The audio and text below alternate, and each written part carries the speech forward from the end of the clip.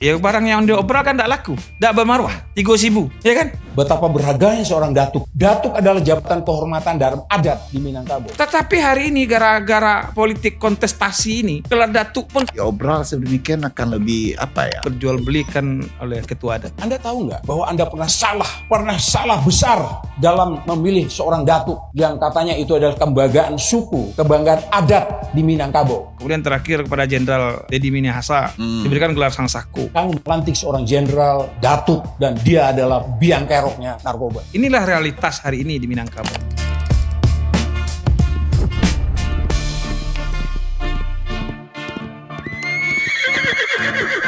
bagi para pemirsa Kusiah Bendi dimanapun berada.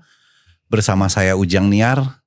Hari ini kita kedatangan tamu, seorang tokoh juga di Sumatera Barat.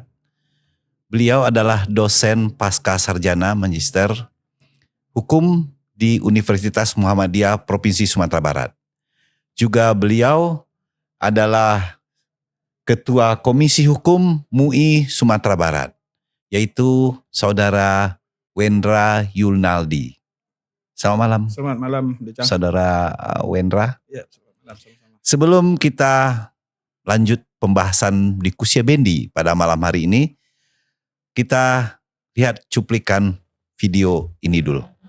Jadi Menko Polkam, datanglah yang namanya ketua adat dari Sumatera Barat datang ke kantor saya.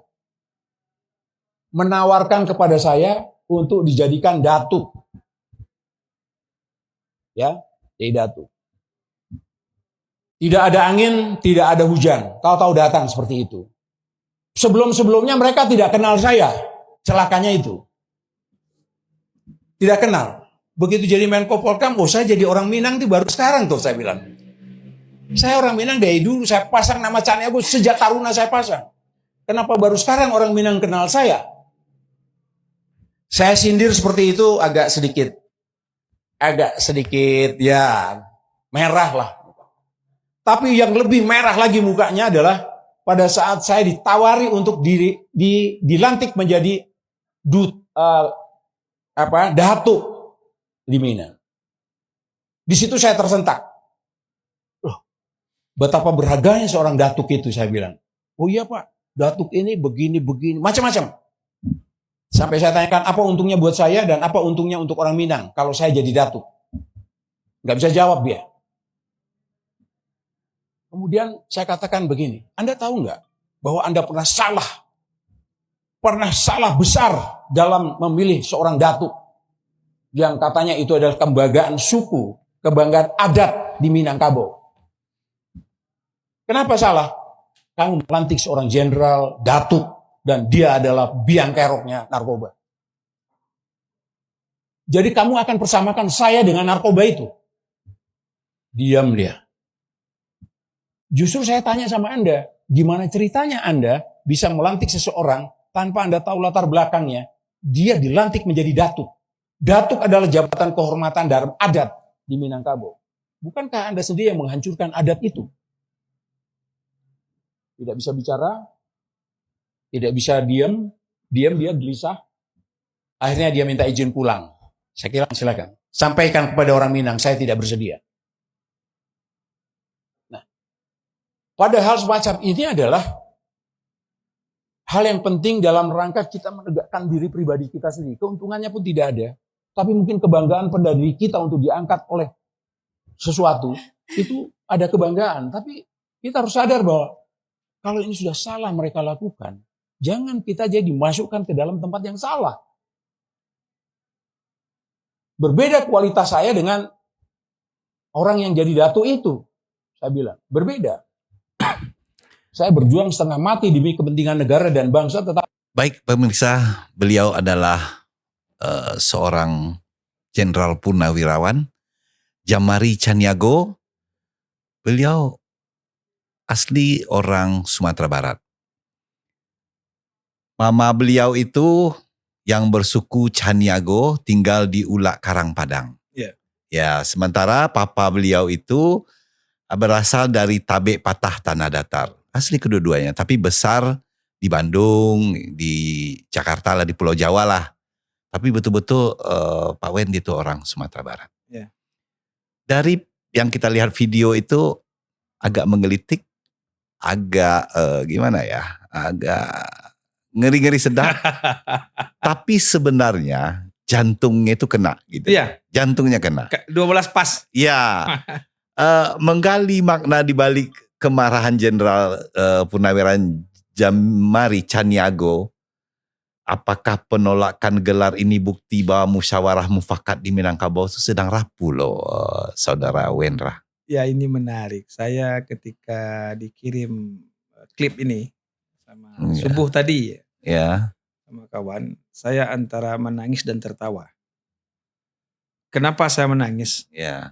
Menangis betapa kemudian gelar Datuk di Minang yang merupakan kehormatan kaum, Ya.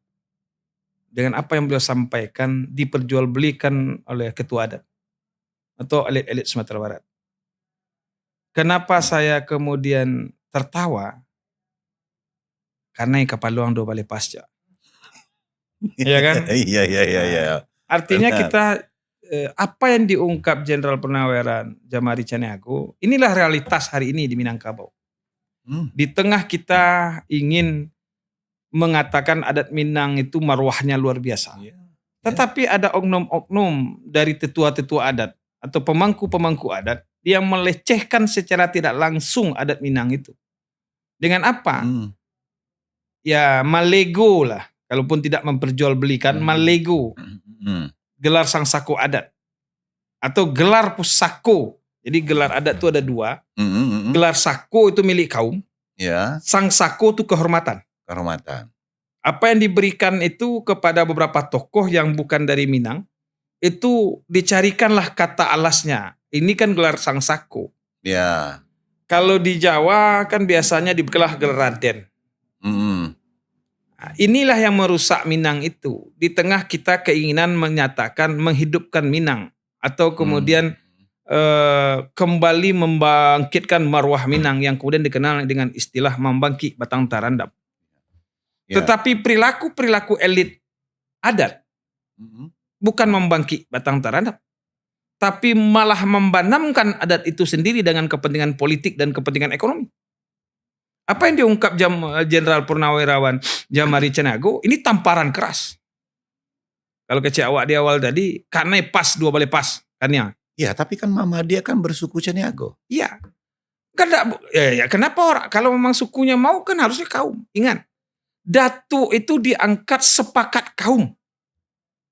Tidak ada urusan orang lain di luar kaum. Iya benar. Kayak saya si Mabur Dujang apa? Sikumbang. Tidak bisa saya mengusulkan Dujang jadi penghulu. Yang berhak mengusulkan seseorang dan diangkat menjadi penghulu anak kemenakannya, kaumnya. Ini kan gara-gara setelah reformasi kita kemudian mencoba menarik tokoh-tokoh. Kalau saya ingat mulai dari almarhum Pak Taufik Kemas. Diberikanlah gelar Datuk.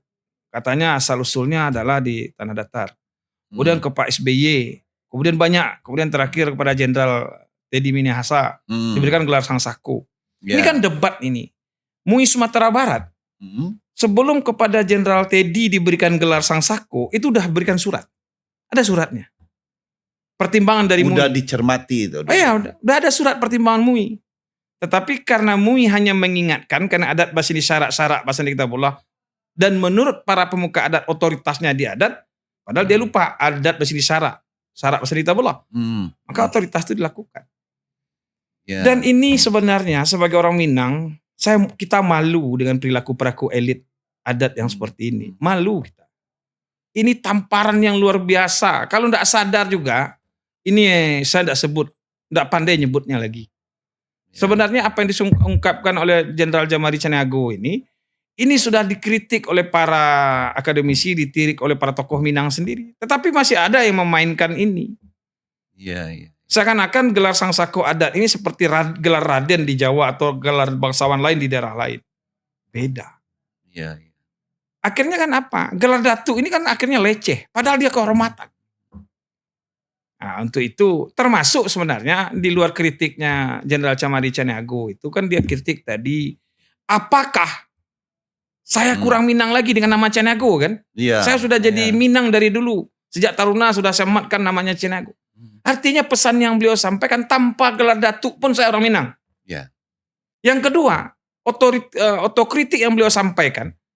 Hati-hatilah memilih gelar penghulu atau datuk. Itu yang beliau sampaikan. Apakah saya cocok atau tidak? Dan beliau sadar, mungkin karena beliau dirantau, Iya. ya, beliau mengatakan, saya menolak. Tapi pertanyaan seberapa banyak orang menolak gelar datuk ini? Gelar penghulu ini kan berkonsekuensi kepada tanggung jawab, beban dan tanggung jawab. Beban barik singgulong batu. Ya. Yang ada adalah beban dan tanggung jawab. Benar. Tetapi hari ini gara-gara politik kontestasi ini, banyak orang-orang elit pengen jadi datuk tanpa tahu tanggung jawab sebagai datuk. Ada pula lagi datuk di rantau. Pulang dari rantau, ambil gelar datuk. Dia tidak pulang-pulang lagi, tapi dia gelar datuk. Tapi saya secara pribadi bangga mendengar ucapan dari Jenderal pernah. Jamari Caniago. Bangga saya karena harus betul-betul diletakkan pada tempatnya. Iya.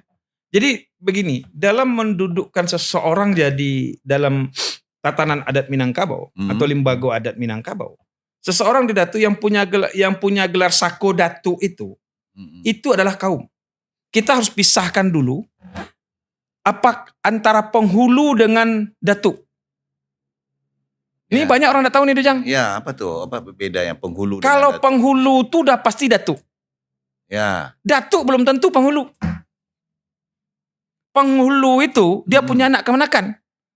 Ya. Datuk itu bisa saja dia menjalankan ke fungsi penghulu, tapi dia bukan penghulu. Diberikan datuk. Contoh, di Pabasko, Padang Panjang, Sapulukoto kan, itu ada penghulu, ada datuk. Ya. Datuk ini tidak bisa diwariskan kepada anak kemenakan. Ya, itu gelar yang diberikan. Nah, di kita di Luak 50 ada satu rumah gadang, ada penghulunya, ada datuknya. Yang kemudian dikenal Panungke. Ya. Nah, datuk, tapi dia bukan penghulu. Dia bukan mamak kepala kaum. Tapi dia hanya diberikan gelar datuk di kaumnya, tapi bukan penghulu. Ya. Nah, jadi beda itu datuk dengan penghulu. Nah, satu. Yang kedua, secara Balai Balabeh Adat dan Tatanan Adat, yang berhak memberikan gelar sako atau datuk adalah kaum. Kaum dia. Bukan kan. Kalau kan gelar datuk itu, penghulu itu sepakat kaum. Sepakat kaumnya, maka menjadi datuk dia. Dilewakan dia di kaumnya. Ya. Kenapa harus naik ke balai? Agar di balai, di balai adat, posisi dipanggil di gelanggang mata orang banyak, di depan orang ramai, dinyatakan dia di penghulu, sehingga dia duduk sama rendah, tagak sama tinggi dalam nagari. Nah, tapi anehnya, saya temukan ada yang datang konsultasi. Ada orang sepakat sekaum jadi penghulu, diangkat seseorang jadi penghulu di kaumnya, tapi ditolak oleh kerapatan adat.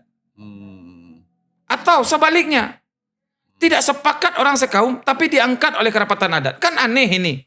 Yang punya gelar sako, datuk itu adalah kaum.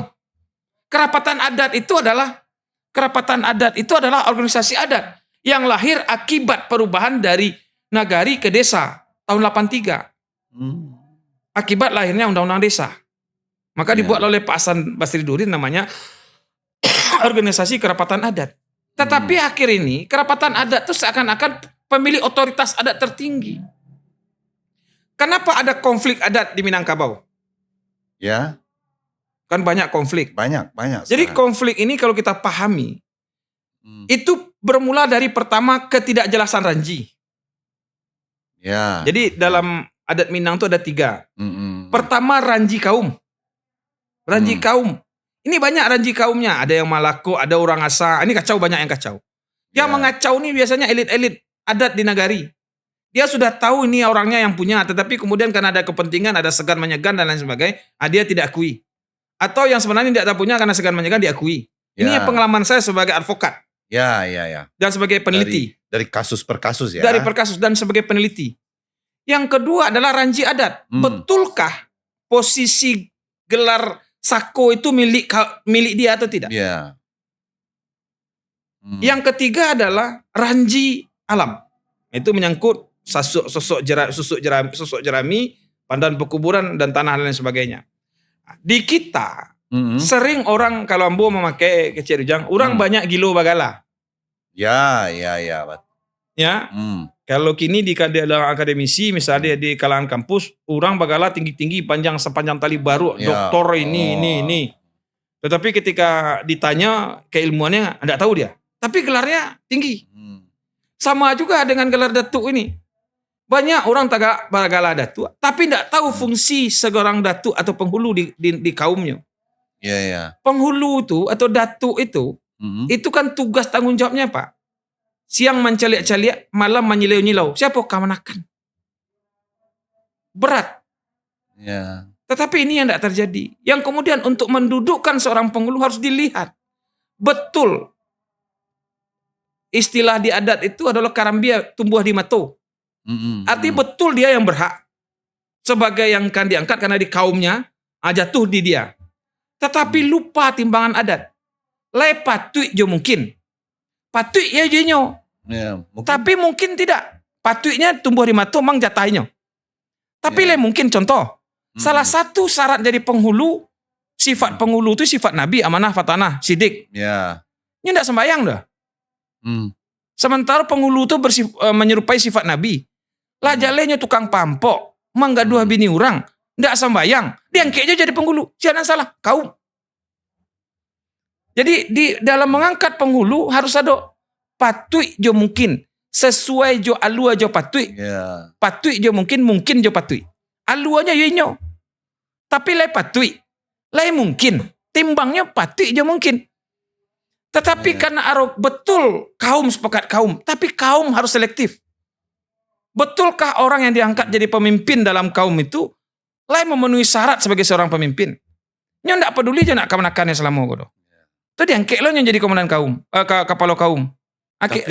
Tapi Pak Wendra, ini kan banyak yang terjadi hal seperti ini sekarang. Iya, karena orang menganggap gelar penghulu itu, gelar datuk itu adalah kebesaran dan kehormatan. Ya.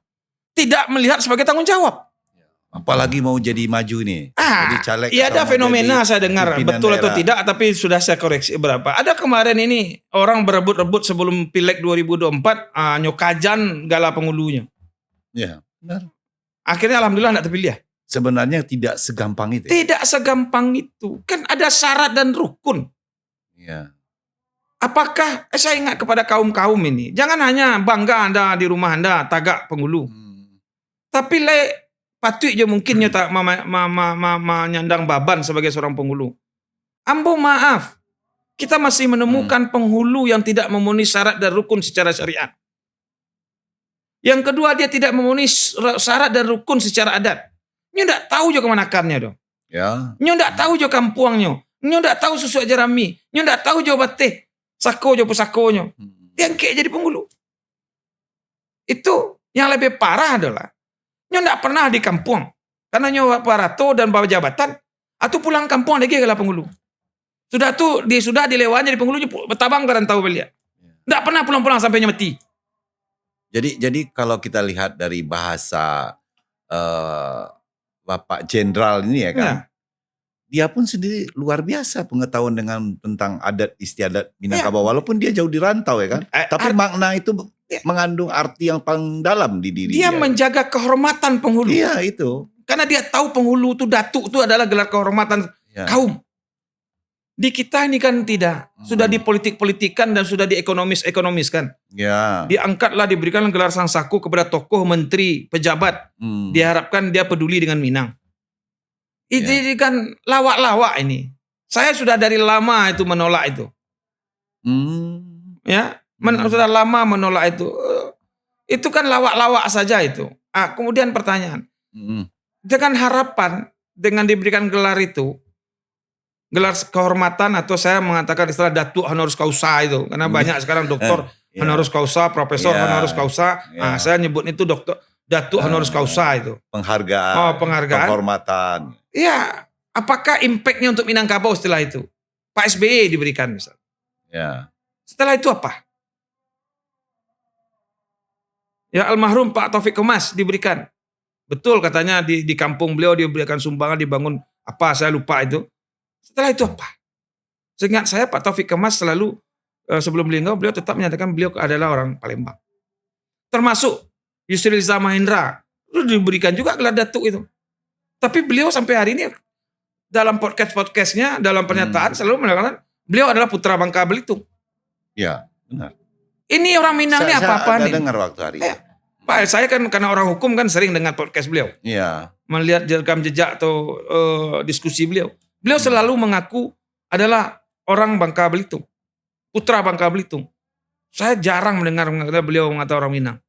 Jadi hal yang demikian itu, apa sih yang menjadikan kira-kira jadi pandangan Pak Saudara Wendra, tolak ukur tokoh-tokoh ini untuk mengangkat seseorang yang hal itu kan karenanya apa aja teragak dake teragak apa ndak jaleh motivasinya. Kalau saya lihat motivasinya lebih banyak motivasi politik dan ekonomis. Ya kadang-kadang kan pengakuan sebagai orang Minang ini kan membawa itu ya Iko kan. kan ada mungkin dah ujang menengah. Nah, kadang-kadang orang awak kau yang membuat malu orang awak kau awak seorang.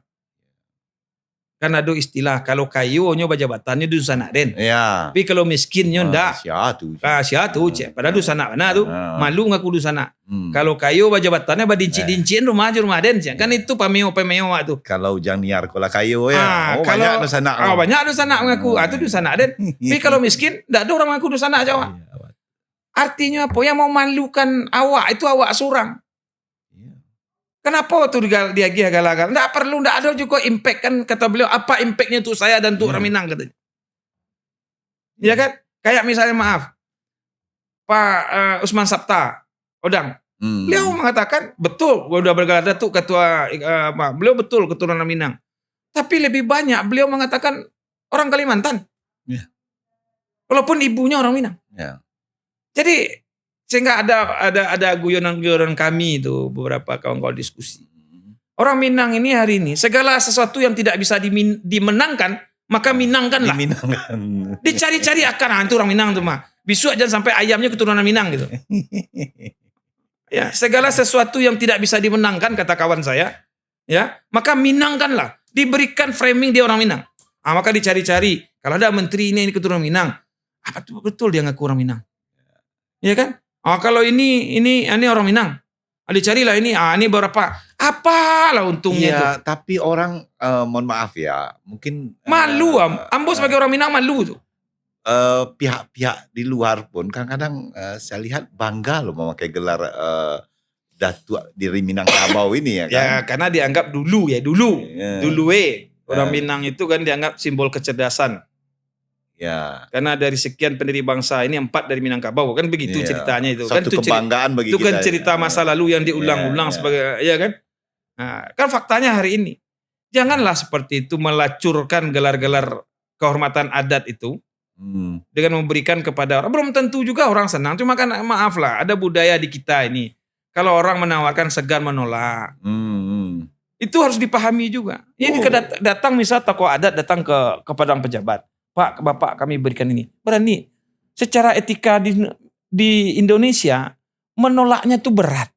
Karena kalau menolak seperti yang diucapkan jenderal ini, itu agak segan, takut orang tersinggung. Maka diterima, walaupun juga mereka mungkin tertawa juga belakang. Karena saya tidak sebut, ada seorang tokoh yang diberikan gelar sang saku adat. Ini kemudian saya dapat cerita dari teman yang akrab sama beliau. Saya nggak jelas juga nih kenapa saya diberikan dan untuk apa. Dan apa manfaat untuk saya. Tertawa juga dia diberikan. Tapi kenapa dia terima? Karena segan menolak. Ya benar. Ini tidak paham. Harusnya orang Minang tuh kan lah jaleh. Jaleh dahanan kamaimpok, itiak dalam tabe, jaleh jantan betinonya. Ya kan? Kan orang Minang tuh arif. Tahun yang kilek jonan kalam. Tahunan tak kilek. Alun sampailah tahunan atau sampai. Kok hilang nih kearifan ini gitu.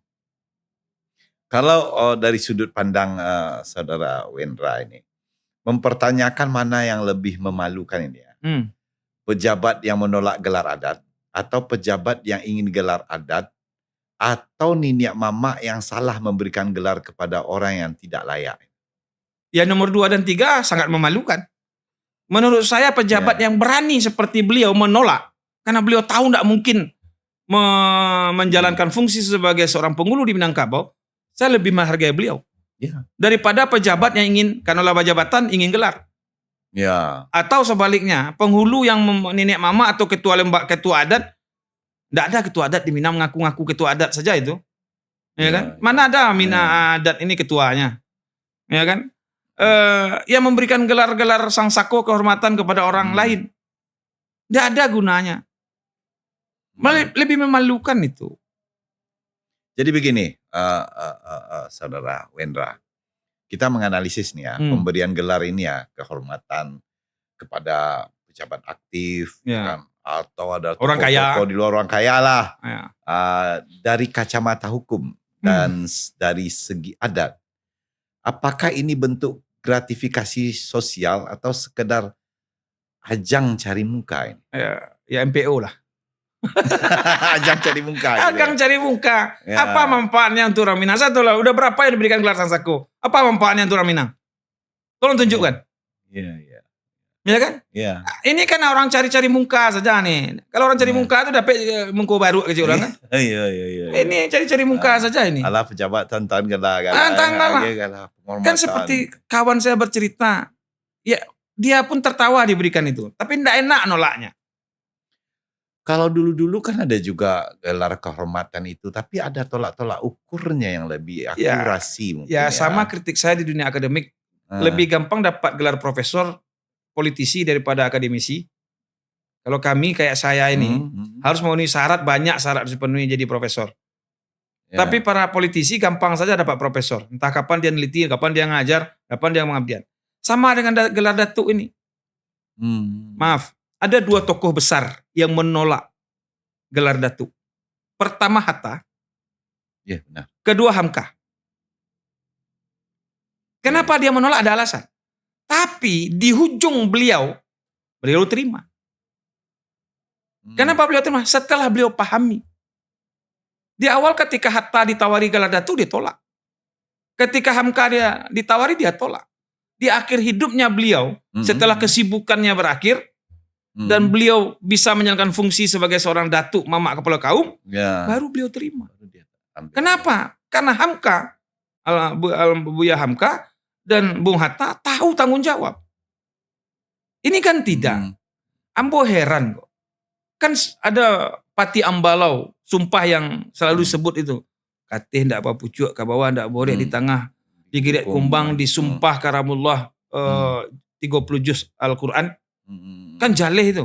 Ya. Ada sumpah dan tanggung jawab. Bahwasanya seorang penghulu karuh manjanihan, bajalan luruih, bakatobana. Kan seperti itu. Ini ada enggak dijalankan penghulu kita? Bagi orang yang paham pituah adat, enggak berani kalau belum memenuhi syarat dan rukun. Tapi ada seperti saya kata. Ini kan ada yang marah ke saya ini. Ya, ada orang penghulu kita enggak memenuhi secara syariat. Enggak jalankan syariat dia.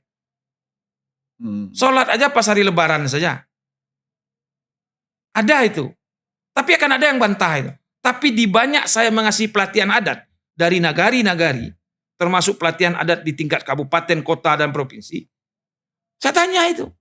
Betul nggak terjadi? Banyak kecil orang. Jadi kalau ada yang bantah, itu apologi aja, pembelaan saja itu. Artinya secara syariat, dia tidak berhak dan tidak pantas menerima gelar datuk. Tapi karena dia pejabat, karena dia orang beruang, karena kerambi tumbuh di mato, karena di alurnya dia, maka diterima. Siapa yang salah? Kaum. Sebenarnya itu di kerapatan adat nagari ada nggak aturan-aturannya? Ini enggak ada. Karena otoritas menunjuk seseorang menjadi penghulu itu di kaum. Karena sako itu, gelar sako itu, datuk itu, penghulu itu milik kaum. Tapi kan udah ada rambu-rambu ya? Iya, rambu-rambunya kan jelas. Rambunya apa? Syarat dan rukunnya salah satunya sifat penghulu. Memenuhi nggak sifat penghulu? Amanah, fatanah, amanah, tablik. Ya. Sifat Rasulullah itu, 4 sifat Rasulullah. Amanah, tablik, fatanah. Dari garis keturunan? Ya kalau garis keturunan kan saya katakan, secara alur ya. Dia adalah anak kemanakan ini, kaum ini, betul. Tapi lay patui. Lay mungkin. Lah jadi yang pambuat, lay patui. Lah jadi nyo nak sembahyang, lah mungkin. Patut lah mungkin dia nyo. Ya, Contoh, tapi, nyo lah sembahyang. ya. Kemudian nyo lah tahu juga adat. Tapi ndak mungkin batu nyo dirantau. Tapi ada juga fenomena, Apa? Saudara Wendra. Sekarang kan kadang-kadang kita, mohon maaf ya, sebagian kelompok keluarga dia itu, kaum dia itu kan, mengangkat nenek mama ini kalau nggak ada kekuatan dia secara finansial kan juga agak malas untuk Ya, ngangkatnya. ya karena Bukan dilihat dari segi ilmu, karena Ya. ilmu dia melebihi, pengetahuannya tentang adat ini lebih gitu loh. Ya. Tapi Yang- kamu butuh finansial, dia yang kuat, ekonominya itu yang diangkat. Gitu. itulah kemudian pituahnya. Hmm. Menyandang gala penghulu tu baban barek singguluang batu. Hmm. Ndak ada oleh tapak. Kenapa dalam filosofinya baju penghulu tu ndak ada saku? Ndak ada pitinya jadi penghulu tu. Dok. Ndak ada siliah jariahnya dok. Apalagi kalau dulu ada istilahnya di beberapa nagari sawah abuan. Dia orang diangkat jadi penghulu, dia ges sawah abuan. Ya. Sawah yang nyo kelola untuk magih anaknya, boleh dibawa hasil sawah tu ke rumah anak. Namanya sawah abuan di beberapa Ya. daerah. Kini kan sawah abuan kok ndak ada. Ya. Akhirnya yang jadi penghulu itu kemudian saya ambo bangi do jang cok kali pelatihan itu kami kok nenek mama ndak bagaji kan lah tahu ndak bagaji dari awal mah. Kok diterima aja? Di banyak pelatihan ambo cok kali bangi itu. Kan tahu mak mah ndak bagaji. Kok diterima kok kini menyasa? Dulu barabui. Ambo bangi ke datuk-datuk selalu mengecen kami ndak bagaji. Lah tahu ndak dari awal ndak bagaji. Kok diterima aja? Kan pekerjaan sosial. Pekerjaan sosial itu ndak ada gajinya. Gajinya dari Allah aja. Berupa pahala. Itu terkadang untuk menjaga marwah keluarga ya mau tak suka tidak suka ada yang dirantau ya dirantau diangkat. Gitu. Iya. Karena itu tanggung jawab penghulu itu apa? Siang mencaliak-caliak. Siang dicaliak anak kamanakan. Pusako. Malam menyilau-nyilau. Artinya kan anak kamanakan di bawah rangkulan awak. Harus diperhatikan. Jadi terkikis juga dengan pergeseran zaman ini. Kalau Itulah dia orang gilo bagalah. Samu kan gala kampus kan banyak lo gini tuh. Samu orang kan terkak namanya sepanjang tali baru kan. Sudah gala akademik, ada lo gala penghulu kan hebat kesannya. Atau mengangkat marwah ini Pak Saudara Wendra. Marwah kita di Minangkabau itu. Bisa nggak kita itu ada misalnya ada tokoh cadia pandai atau kelompok masyarakat atau terlahir dari apalah gitu ya kan mendesak adanya standar background atau ceknya itu Ya. yang ketat dari lembaga adat itu agar kasus yang memalukan seperti yang adalah seperti yang Teddy Minahasa yang ada kasus narkoba ini terulang kembali. Sebenarnya dalam adat sudah ada. Cuma wanda awak pakai. Kan lah jale. Lah sesuai jo alua jo patui.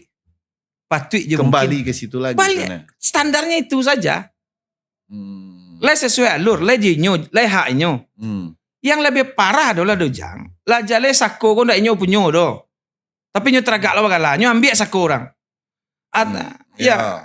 Banyak tuh. Ada yang pakai mahar ke? Ya. Ada datuk baju wali. Datuk berpinjam. Datuk bergadai. Iko akan banyak. Tapi harus kita sabui fenomena itu. Awak kan cok kali aja disabui aja yang malu awak. Dia ndak awak sabui orang ndak tahu. Kini ambo harus sabui. Ambo lawa jalan di 174 nagari. Magiah pelatihan adat. Fenomena itu awak temui. Contoh, ambo tergak jadi calon apalah gitu. Calon antu belau lah kan. Eksekutif legislatif. Bacari karena di kaum ambo ndak bisa. Awak cari galah. Awak pinjam galah. Kesalahan itu ada nggak hukum adat itu? Ya harusnya ada. Bukan harus. Ada. Tapi kan tidak dijalankan. Kenapa Dujang? Karena awak pandai mengecek.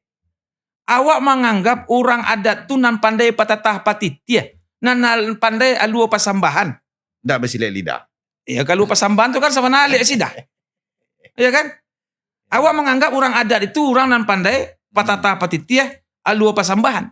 Itu bungo adat.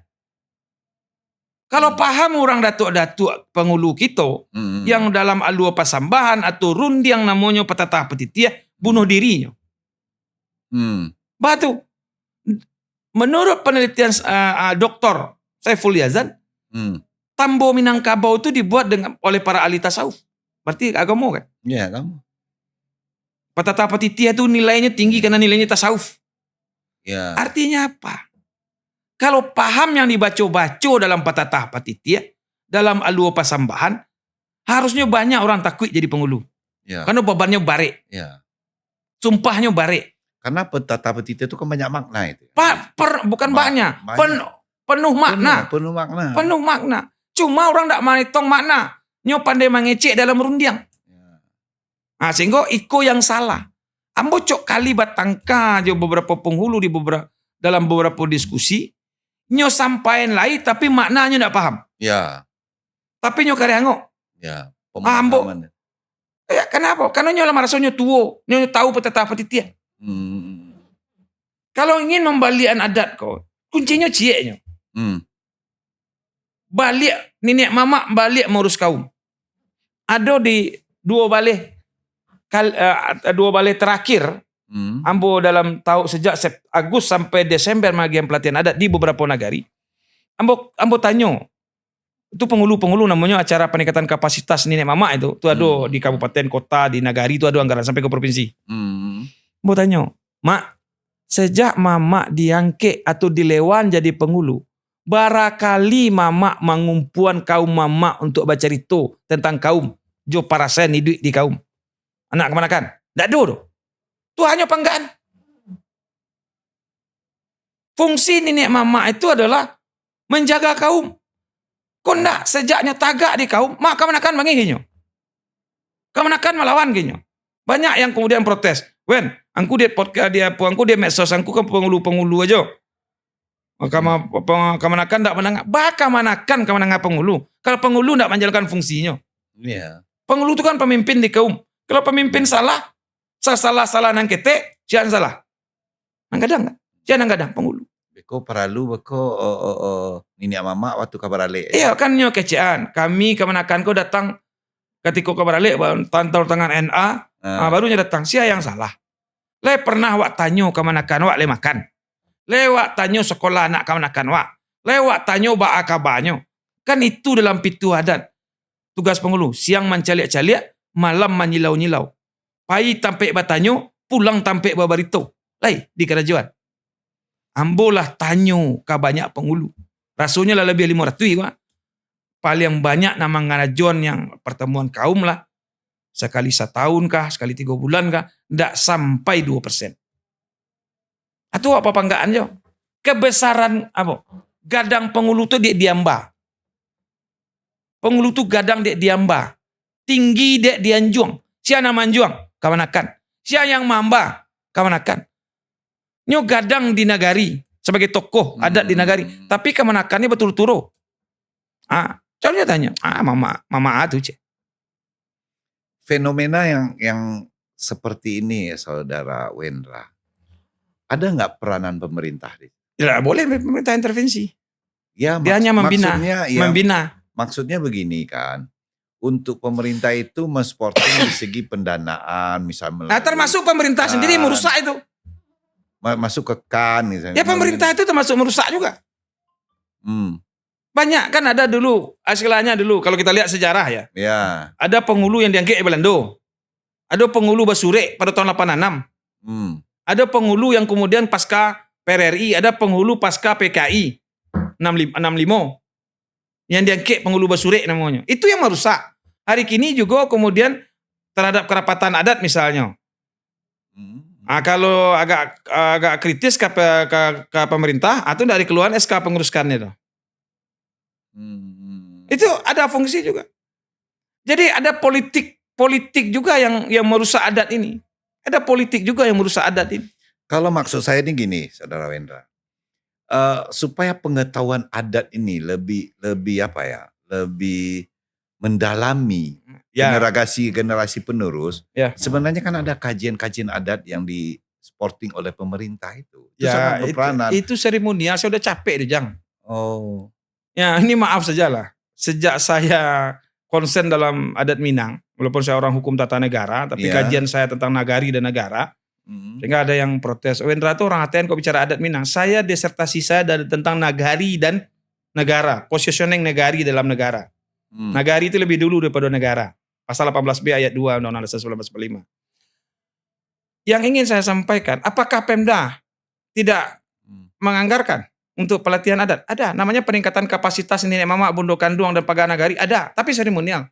Saya sudah sampaikan di beberapa bulan lalu ketika audiensi dengan Pak Gubernur. Ngambil anggaran tuh, ngambil BMPT. Apa impactnya? Sejak tahun 2019 saya dari narasumber yang waktu itu saya di tenaga apalah nama, tenaga ahli, tenaga apalah namanya, di Dinas Kebudayaan. Itu setiap tahun dianggarkan loh. Belum lagi pokir, saya sebut saja lah, selama ketua, Deddy Supardi, jadi ketua DPRD, itu hampir tiap sebentar diadakan dan tiap tahun diadakan peningkatan kapasitas. Ada berubah? Tidak. Ya dengan fenomena ini bagaimana caranya gitu? Caranya kaum harus sadar. Ya, Kaum yang menseleksi, jangan ego saja. Persoalannya yang ketika mengangkat kaum ini, penghulu ini, kaum ini kan ada 2 pari, ada dua rumah gadang. Aku jatah den, harus ikut. Harus sadar lah, cocok. Yang persoalannya, Anda sama kata seorang Anda ketika mengangkat pemimpin dalam demokrasi sudah tuh Anda caci maki. Sama juga penghulu ini. Sudah nyangke penghulu dek kaumnya, sepakat kaum. Sudah tuh caci maki lo sama-sama. Jangan salah. Yang salah adalah kaum. Ketika mendudukkan siapa yang menjadi penghulu, tidak ditimbang patui jo mungkin, timbang jo raso. Ya. Banyak orang yang merasa bisa, tapi tidak semua orang bisa merasa. Ya. Sekarang kita kembali ke fenomena yang tadi, gelar kehormatan. Ya. Kehormatan gelar yang kita berikan ke tokoh-tokoh tokoh nasional lah. Nasional lah, atau tokoh tertentu lah ya kan. Ya. Perlu nggak kita melemparkan wacana moratorium? Bukan moratorium, berhenti. Iya. Kalau moratorium berarti akan ada ke depan. Ya, oke lah, berhenti lah ya kita. Pemberian gelar adat di Sumatera Barat sampai gelar kehormatan sang sako. Iya, sampai ada regulasi yang jelas. Nggak ada, hentikan, stop. Siapa yang bisa menghentikan itu? Ya dalam forum ini kita sampaikan stop. Udahlah kepada elit-elit, apakah elit pemerintah, elit politik, elit adat, udahlah, jangan permalukan orang Minang dengan cara-cara tidak etis. Selesai. Udah enggak perlulah diberikan gelar-gelar kehormatan kepada orang lain itu. Udah, bukan kita arogan, enggak. Yang mengkek talua tadi. Ya, emang kayak ya mangkek talua tuh. Bakso yang mangkek talua. Udahlah. Mengkek talua ya kan. Ya. Termasuk kepada pejabat yang ingin teragak bagala, gilo bagala. Kau tahu makmu wirang nama. Mak dujang begitu mak. Kekhawatiran akan hilangnya nilai dan harga diri marwah datua di mata generasi muda. Milenial ya. Milenial nih. Jika terus-menerus diobral sedemikian akan lebih apa ya? Ya barang yang diobral kan tidak laku. Tidak bermarwah. 3.000. Iya. Ya kan? Segala yang diobral itu berarti tidak laku. Iya, kan? tapi dari hasil kajian atau riset pernah nggak dilakukan generasi muda? Ya, kita sudah melakukan. Apa tanggapan generasi muda itu? Gen Z. Ada temuan saya, ya. yang penting namanya riset sederhana di kelas misalnya. Ya. Atau kemudian dalam pertemuan-pertemuan. Sukunya banyak anak Gen Z kan tidak tahu. Jangan penghulunya lah, sukunya. Nyo kecil orang Minang, Bang. Kecilnya orang Minang, suku aku, lupa apa cik. Nyo bangga aku nang lagu tabola boleh atau mana lagu itu lagu orang Minang atau orang Minang gitu. Hanya orang Minang. Tanya suku. Sukunya ragunya jawab. Alun ke datuk datuanya apalagi. Termasuk kalau boleh jujur kita. Minimal saya di medsos saya. Ketika saya posting di medsos saya. 90% pandangan orang netizen lah kalau bahasa medsos ya. Itu negatif. Negatif? Ya. Terhadap peran dan fungsi penghulu. Ada penghulunya yang menjual tanah ke rajonya. Ada penghulunya, aku kan ada penghulu. Aku tidak. Enggak. Di Minang yang paling tinggi itu adalah setelah kata pusako, adalah kata sepakat. Mufakat. Jadi ada kata nanampe. Kata pusako, kata mufakat, kata dulu, kata kemudian kata bacari. Kata pusako, kata mufakat, kata dulu, kata dulu. Kata ditapati, kata kemudian kata dicari. Apa yang maksudnya? Kalau ada kata, tidak ada jalan, baru dia awal cari kesepakatan. Itu yang kata kemudian kata bacari. Tapi yang mau menambahkan nang kalimu fenomena. Kata bacari-cari. Apa tuh? Nyo cari alu adatnya padahal tidak cocok. Siapa yang mengerajon? Itulah tetua-tetua adat yang kunyang dek kunyi. lama dek santan. Salah saya jual amplop. Itu galak-galak kami itu. Nyo ndak kunyah dek kunyah itu. Sebenarnya kan Ndak lama dek santan. ya, Tapi salah saya rokok sebungkui. saya termasuk di otak saya ini kan. Sebenarnya kan saudara Wendra Yunaldi itu memberikan pendidikan, edukasi lah, pembelajaran kepada kita semua sebagai orang Minangkabau. Ya. Tapi dengan yang disampaikan saudara Wendra ini ada orang pasti akan banyak yang sinis juga memandang. Ya. Saya Karena- yakin itu. Ya, tidak yakin pasti. Pasti ya. Ya, sering saya malu aja Tujuan diungkap. kalau saya dengar dengan tujuannya baik ini loh. Ya, awak tuh kan selalu menyuruh-nyuruhan. Tapi ini kan fakta. Kayak dalam teori itu kalau ada satu peristiwa sosial, dia seperti gunung es. Kecil tapi berarti bawahnya banyak. Ini Ya. bukan fenomena tidak lagi satu titik peristiwa. Tapi seperti titik gunung es. Banyak ke Ya. bawah. Dalam teori ilmu sosial. Ya. Hmm. Gejalanya tidak satu, banyak. Dan hampir di setiap nagari. Saya katakan hampir di setiap nagari. Apakah mundur saudara Wendra? Enggak. Ya risiko pejuang itu kan tidak mudah patah. Itu rasa kecintaan kita terhadap Karena saya daerah cinta juga ya. Minang. Karena begini, saya melahirkan namanya teori hukum autentik. Hmm. Di tengah globalisasi ini, yang bisa menyelamatkan itu adalah nilai-nilai kultural. Betul. Setuju. Kata pidato Bung Karno 1 Juni. Hmm. Anda boleh jadi orang Islam, Anda boleh jadi ini. Tetapi tidak mesti jadi orang Arab. Tidak mesti jadi orang ini. Tidak mesti jadi orang Amerika. Hari ini nilai-nilai kebangsaan kita itu mana? Nilai-nilai kultural asli Indonesia itu mana? Sehingga saya meyakini menghadapi globalisasi adalah dengan memperkuat nilai-nilai kultural. Termasuk budaya lokal. Bukan kita anti globalisasi. Globalisasi tidak bisa kita hambat. Dengan kemajuan teknologi digital, AI dan lain sebagainya, tidak bisa kita hambat. Tapi menghadapinya dengan menyiapkan kesadaran kultural. Apa nilai-nilai budaya kita? Ini yang kita lupa. Ingat, saya pernah dikritik oleh seorang teman dari luar negeri, termasuk dari Singapura. Apa katanya? Wendra, kami ke Indonesia ini bukan mau lihat gedung, mau lihat ini, tapi melihat budayanya. Iya. Tapi kita kan budaya kita ini udah mulai leceh hari ini. Budaya itu dianggap adalah tari-tarian. Ya. Budaya itu dianggap patah putiti. Baju kedek basiba. Saya kritik loh, tidak hanya nenek mama saya kritik. Misalnya begini, Bundo Kandungan eksis nih acara ini. Ada Bundo Kandung adat, ada Bundo Kandung organisasi. Ya kan? Pertanyaan saya, berjalankah di luar fungsi nenek mama tadi? Berjalankah fungsi Bundo Kandung di dalam nagari atau dalam kaum? Harusnya kalau berfungsi Bundo Kandung itu harus fungsinya apa? Menjaga sako dan menjaga pusako jo nak kemanakan. Itu fungsi Bundo Kandung. Betul yang punya pusako itu Bundo Kandung. Tapi nyu menjago. Dan ada Dujang mungkin tak tahu. Menurut Dujang, yang pusako itu apa? Tanah. Pusako, iya itu yang Awak tahu pusako itu tanah pusako. tanah pusako. Padahal pusako itu dua. Tanah pusako yang berbentuk material dan yang berbentuk imaterial adalah anak kemanakan. Yang rabuian salamoko adalah tanah pusako. Tanah pusako. Yang imaterial, yang nilainya tidak ternilai, anak kemanakan. Kalau gadang anak kemanakan awak, jadi orang hebat, jadi orang kayu, jadi orang tak pandang, siapa bangga? Ya, Kaum. ya. Maka merawat pusako, jo sako, jo gelar datuk. Managaan pusako, jo sako. Menjago pusako, jo sako. Itu yang tidak paham. Nah, ini Bundo Kandung awak. Nyoba solek-solek misalnya. Acara tiuk sobanta.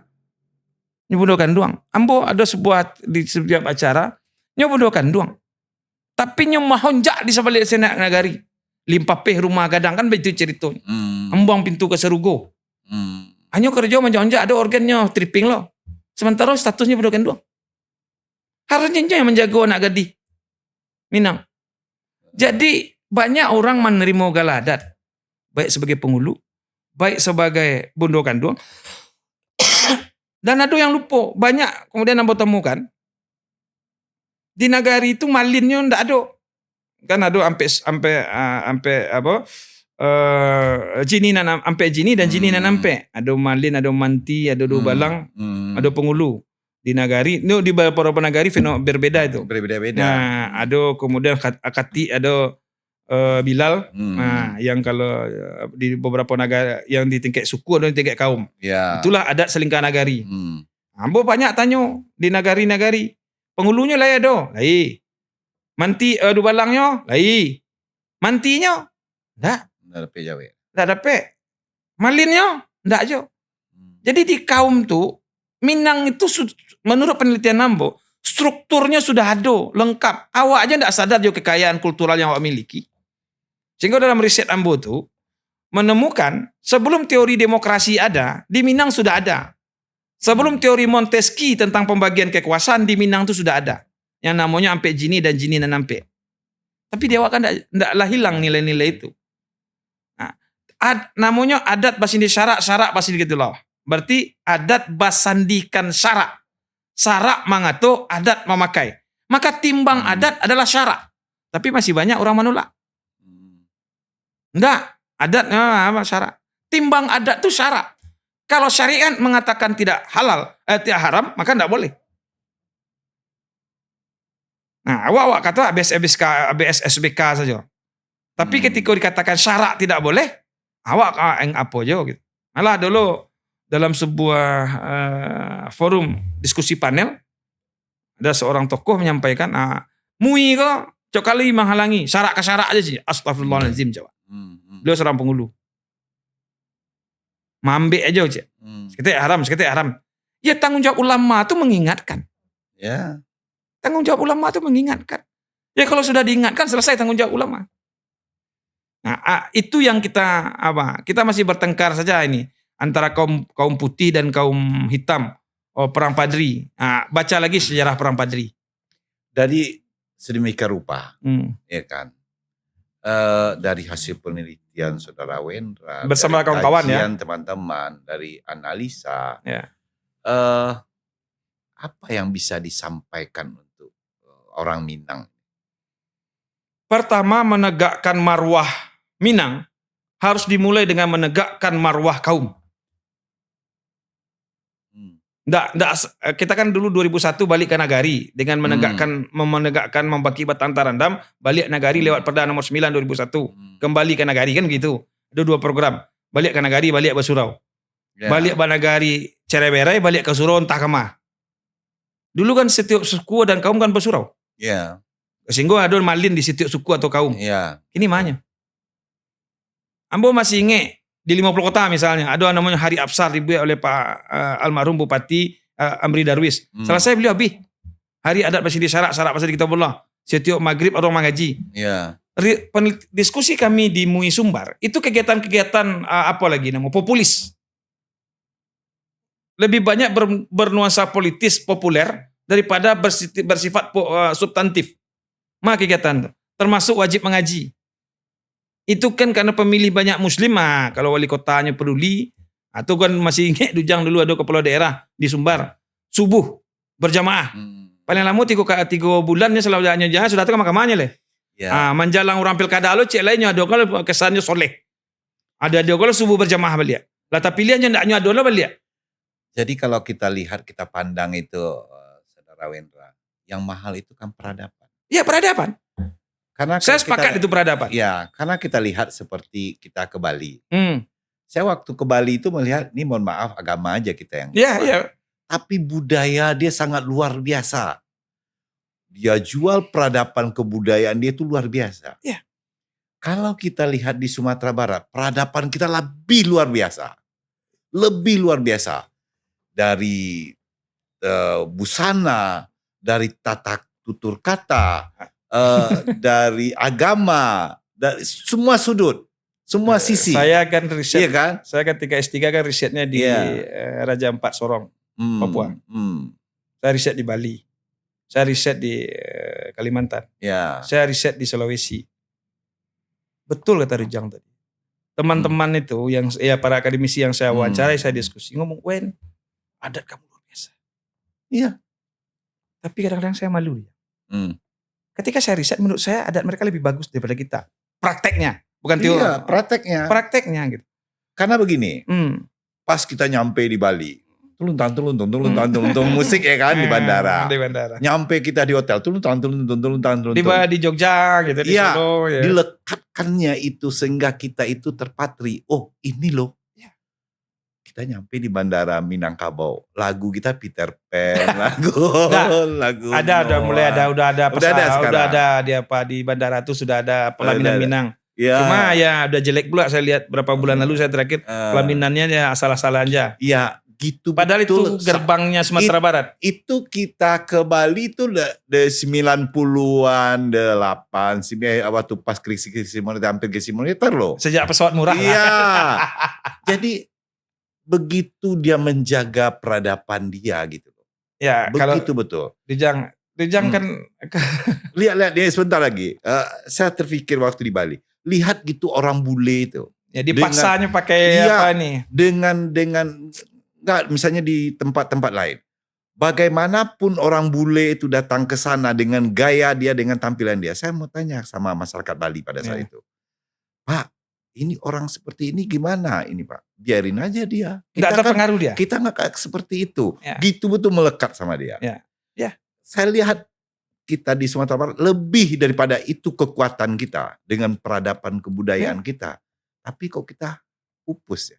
Iya, karena kan ada pitua pamio atau pitua atau mamangan namanya Buyen. Jalan dia lihat dia orang lalu, cupa diganti orang Manggale. Kecewa anda? Yang malia jalan awak, yang mengganti cupa awak. Tidak ada. Masa orang lain, orang luar merubah? Tidak. Awak nan merubah adat awak yang mengganti adat awak. Jadi perubahan tadi itu mulailah dari kaum. Dari kaum, karena Ambo coba mengikut. Ambo kan coba dulu mendampingi nagari. Dan kemudian di beberapa kota kabupaten diminta jadi narasumber atau ahli. Termasuk di provinsi. Dan biayanya luar biasa. Di Polda Sumbar itu pernah juga diangkat jadi tenaga ahli tim tagih hukum. Ya kan? Di Polda Sumbar saya lupa tahun berapa ya, sebelum Covid. Gagal. Karena ini program elitis. Tidak sampai dia di kaum. Maka kemudian beberapa setahun terakhir saya merenung sebagai seorang akademisi dan orang Minang. Yang rapuh itu kaum. Bagaimanapun kita membangun Minang, kaumnya rapuh. Tidak ada artinya. Maka solusinya cuma satu. Kalau saya membahasakan pangulu atau datuk balik mengurus kaum. Balik ke kaum. Urus kaum. Karena teorinya begini. Kalau kaum kuat, suku pasti kuat. Kalau suku kuat, nagari pasti kuat. Kalau nagari kuat, kota, kabupaten pasti kuat. Kalau kota, kabupaten kuat adatnya, Sumatera Barat kuat adat Minangnya. Hari ini, selama ini kan kita hanya regulasi di tingkat provinsi. Kemudian diturunkan kabupaten kota. Tapi sampaikah roh itu ke kaum? Tidak. Satu itu aja yang harus menyelesaikan. Atau ada lagi dari Iya, penelitian? selnya harus. Selnya dulu. Selnya harus kaum. Mama mau urus kaum mama tahu juga kemanakan margoi mama. Selesai itu. Kita bisa menghimbau. Ya bisa menghimbau. Saya udah di apa sama. Solusinya itu tidak ada solusi lain. Kan ini, kalau misalnya pelatihan adat udah berapa di kerjaan? Saya udah mulai menolak walaupun ada honornya sebagai akademisi. Iya. Abi-abi ya liua. Saya katakan, waktu Supardi jadi ketua DPRD Sumbar itu, tiap tahun untuk kota Payakumbuh dan 50 kota ini bisa 3 kali 4 kali setahun diadakan. Tapi mohon maaf ya bagi penonton Kusia Bendi. Ya. Saya minta penilaian objektif dari saudara Wendra. Ya. Dari daerah kita, Sumatera Barat ini. Di mana yang masih kental persentasenya di Sumatera Susah Barat? saya jawab. Seperti Marah Rusli, Rancak di Labuh. Setelah saya udah sering keliling Dujang. Dianggaplah nagari itu jalan, bagus. Akhirnya saya pergi ke sana. Ternyata keropos. Kan banyak ini kita keluar di media. Sebagai seorang peneliti dan seorang akademisi, saya tertarik itu kan. Akhirnya saya pergi ke sana. Saya dalami. Keropos. Sehingga yang banyak itu Rancak di Labuh. Dalamnya keropos. Ada konflik. Ada yang tidak salah. Ada yang salah dalam pengelolaan dan perjalanan adat di nagari itu. Itu saya temukan dulu. Kan banyak ini Sehingga saya pernah ditawari jadi juri Nagari Rancak. Saya tolak. Nagari Kerancak-Rancaan. Kenapa? Kalau ada lomba nagari setiap tahun kan. Pemilihan putra-putri Minang. Putra, ya kan Nagari Rancak itu kan setiap tahun itu. Kemudian diperiksa lah administrasi begini. Sebulan atau 2 bulan sebelum penilaian dilengkapi lah administrasi nagari ini. Selesai lomba hilang semua. Ini seremonial dan tidak ada gunanya semua. Jadi saya katakan kita kembali kepada gerakan substantif. Gerakan substantifnya apa? Memperkuat kaum. Cara memperkuat kaum apa? Mama harus kembali mengurus kaum. Coba sedikit saja ini yang terakhir ini Saudara Wendra, closing statement Saudara Wendra apa ya? Ya, sebagai closing statement saya adalah harus dipahami adalah mengangkat penghulu ada sepakat kaum. Seorang penghulu tinggi dia dianjung kemenakan, gadang dia diamba kemenakan. Tidak ada arti jabatan seorang penghulu kalau kemenakan tidak menghargai seorang penghulu. Bagaimana mengharapkan penghormatan orang lain terhadap gelar penghulu kita, kemenakan seorang sendiri tidak menghargai kita. Untuk agar penghulu dihargai oleh kemenakan, urus kemenakan. Jangan awak minta diurus, tapi awak mau urus. Nah, kalau tidak sanggup menjalankan fungsi penghulu, letakkan salua tu. Jangan jalan tidak bisa asalkan salua tu. Kan bisa saja. Yang ambo heran sudah awak tidak jalankan fungsi sebagai penghulu, masih bakari aja. Letakkan buka peci itu, amak tidak sanggup menjalankan. Batung kek budi namu itu. Kan gala penghulu itu 2 batang kek budi cie, bata boleh tambilang cie. Bisa diganti. Batung kek budi. Bukan maaf. Lupa. Bukan batung kek budi. Lupa ambo. Ini kalau beko takana itu. Jadi bisa letakkan ambo mak tidak sanggup boleh.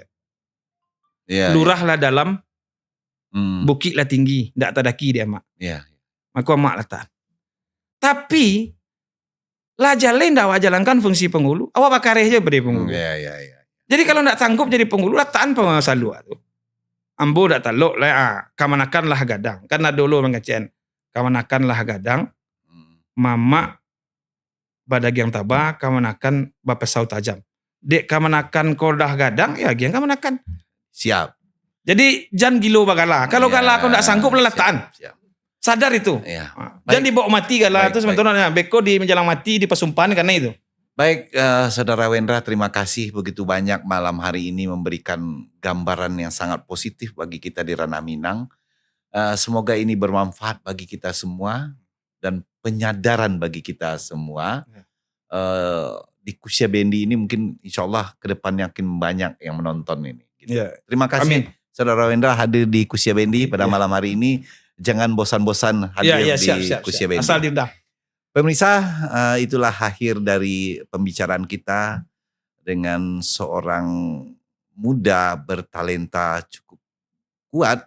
Apalagi saya terkejut dia di sisi hukum, tapi di sisi adat dan budaya sangat luar biasa. Baik pemirsa, sampailah kita di hujung acara. Kalau kece ama ambo, kok kece ama ambo kok? Adai nak membali, bana nak menjual. Itu kece ama ambo ya. Jadi selamat ketemu kembali di podcastnya Kusia Bendi. Like and subscribe di Kusia Bendi di Instagram, Facebook, dan TikToknya Kusia Bendi. Selamat malam, saya sudahi dengan wassalamualaikum warahmatullahi wabarakatuh. Bye-bye.